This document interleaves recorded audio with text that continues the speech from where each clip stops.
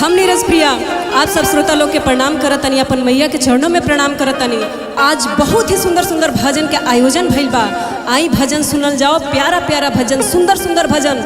आशा ना बल्कि पूरा भरोसा बा, पूरा विश्वास बा कि हर भजन के तरह ये भजन के भी वो लोग ढेर सारा प्यार, ढेर सारा आशीर्वाद देव जा।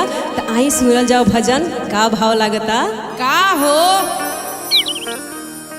छोटी मोटी सी ताली मैया हर रूपवा के ढारल हो न किएली हलेना। जय हो। छोटी मोटी सी ताली मैया हर रूपवा के ढारल हो न किएली हलेना। मैया करली सिंगारवा हो न किएली हलेना। मैया करली सिंगारवा हो न किएली हलेना। मैया करली सिंगारवा हो न किएली हलेना। मैया करली सिंगारवा हो न किएली हलेना।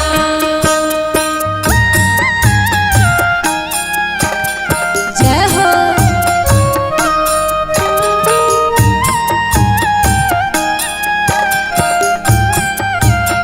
जय हो।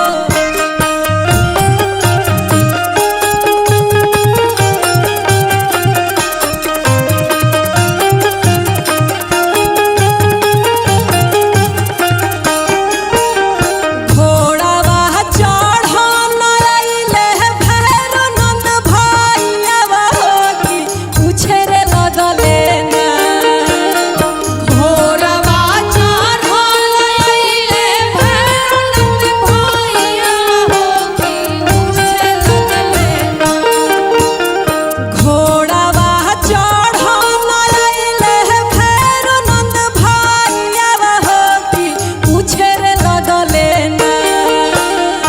घोड़वा चढ़ल अइले भैरो नंद भैया हो कि पूछे लगले ना। बहिना करलू सिंगारवा हो कहाँ रे जइबू ना। बहिना करलू सिंगारवा हो कि हार जइबू ना। बहिना करलू सिंगारवा हो कहाँ रे जइबू ना। बहिना करलू सिंगारवा हो कि हार जइबू ना। जय हो। मीठी मीठी तालियां हमारी माँ बहनें जो भाई बैठी हुई हैं, जो भी सुन रही हैं, मीठी मीठी तालियां होनी चाहिए साथ साथ में। जयकारा तो लगना ही चाहिए। जय माता दी।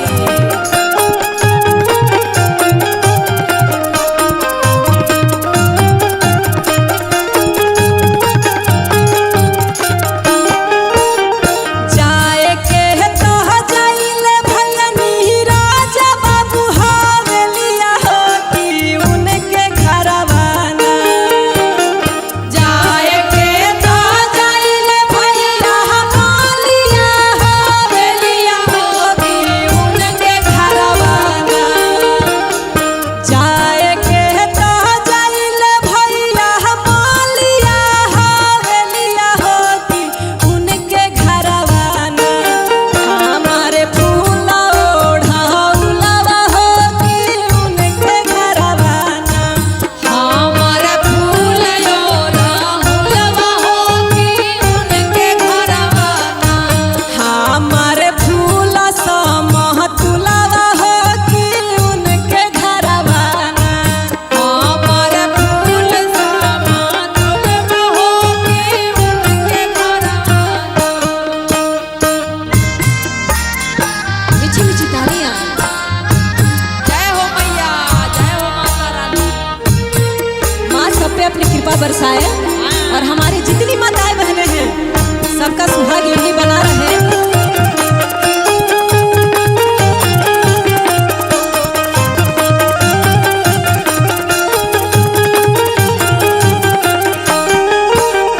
जाए के तो जाइले भैया सब सेवा का हवेलिया हो कि उनके घरवाना।